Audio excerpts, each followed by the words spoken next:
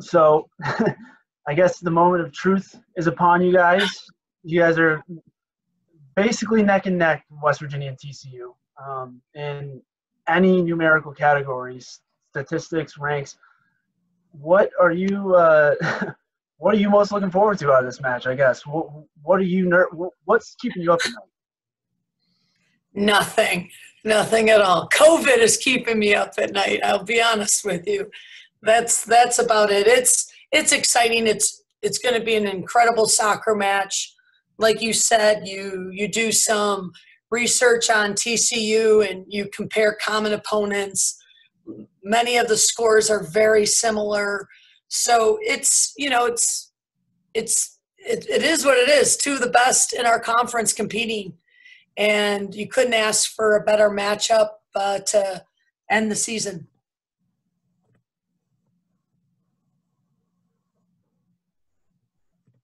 Joe Percato is next. Hi, Joe.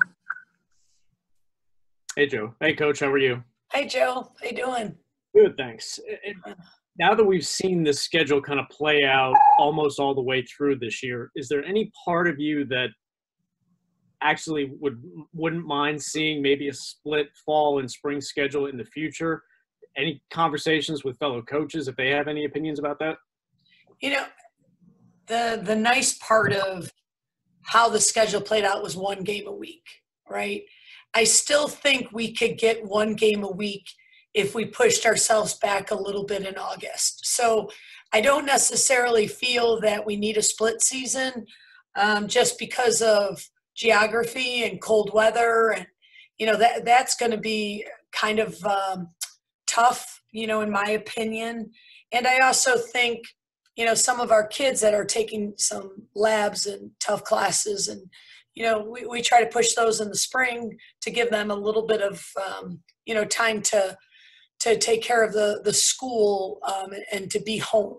Now, do I love the fact that we get to recover and just focus on our development with the one game? Absolutely. But I still think we could get it if we just pushed back, our start of our season a little bit more in maybe the end of July.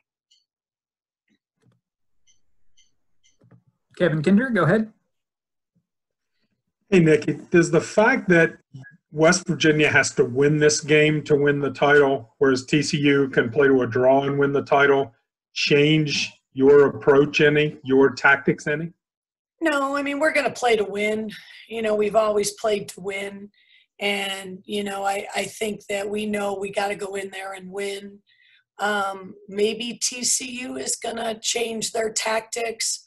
But we have to win. So it doesn't change us, but a tie is not going to be enough. So I guess if, we're in a tying situation, I'll have to make some adjustments and really think about that. But we're always going into every game, wanting to win. But tactically, you're right. What it does change it because the title, it's been said to me Friday will determine the Big 12 champ. So, we're going to have to win the game. So I'm sure there will be some tactics involved.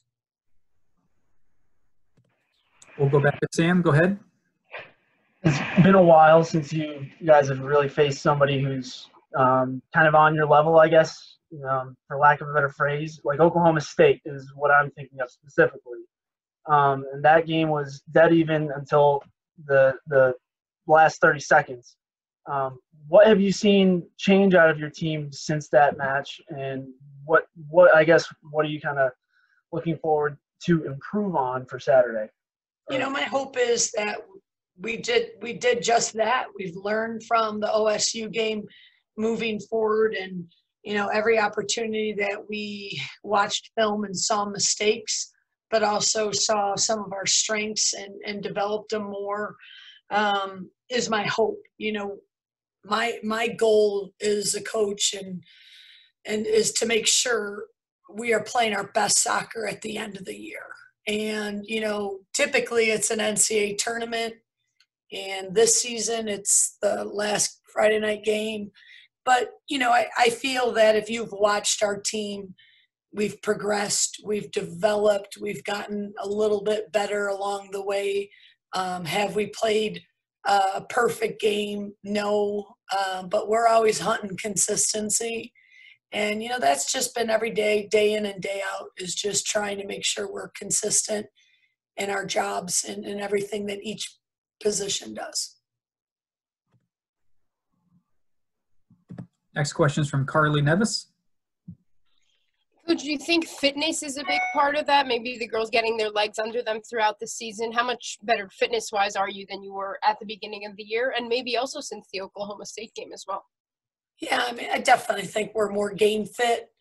I think, as anyone will tell you, beginning of the season, you don't have your game fitness, but by the end, you're a little more sharp and getting that underneath your wing. So I do believe that we are in a better position when it comes to fitness and just overall understanding of our team. Like I think I started the conversation with, I know I've not seen Maddie and I didn't see Kaysen in the game. I don't know what they can do in games. And now we're sitting back going, okay, I've seen, obviously 8 games and now I know what people are capable of. So, and I think the team knows what they're capable of and really understanding each other more. Back to you, Joe. Coach, after Friday night, and obviously Friday is the focus first and foremost, but after Friday, and I know there's uncertainty about what the spring will look like, but what can you do with the team? Do you still hold some practices in the fall? Do you let them go? How do you kind of handle the in-between time? Yeah, it's going to be a very interesting balance. We will move into our 8 hours once the season is done. And, there's a lot going on right now with how many days we can train and different things at the compliance level. So, I think everybody needs a little time off, and I think that's going to be important. But I also know that this is a little bit different, and we got to keep that blood flow going. So, we'll probably tone it down a little bit and give them a little bit of time, but then we just have to make sure we're maintaining our foundation.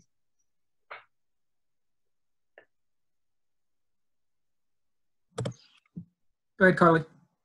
I apologize if you asked something similar in the beginning, but with all the hoops that you had to go through to get this season started, how much more worth it would it make it if you were able to come out of it with the Big 12 title?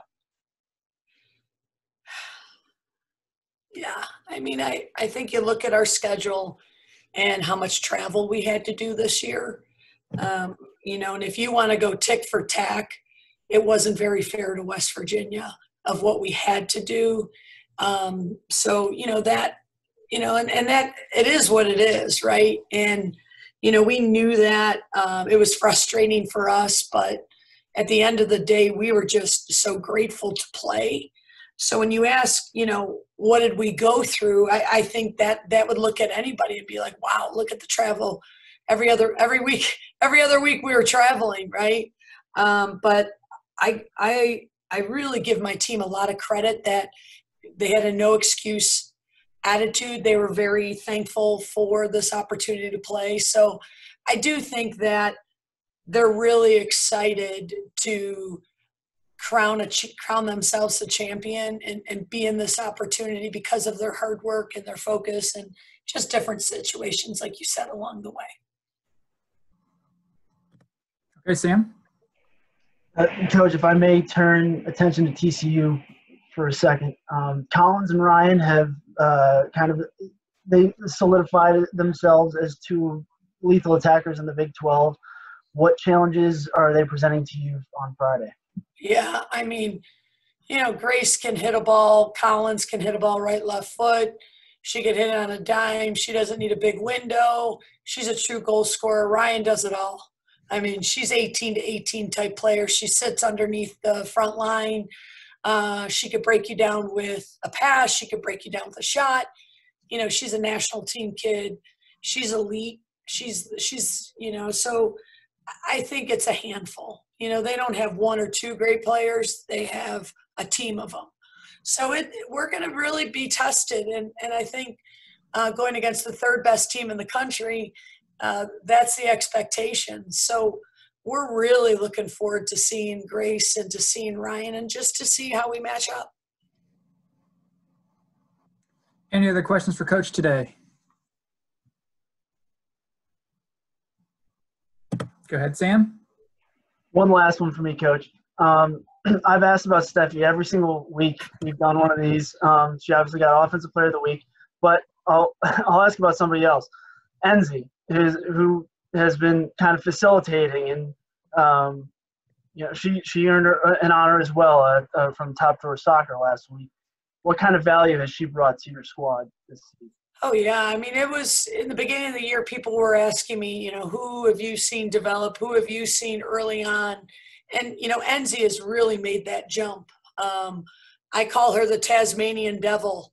That's a kid that because nobody wants to meet the Tasmanian Devil and get sucked into all that jazz. And that's the handful that Enzi brings. She's a handful for any defender. And, she's getting on every ball. She created the Oklahoma goal for Alina, obviously with Steffi's 2.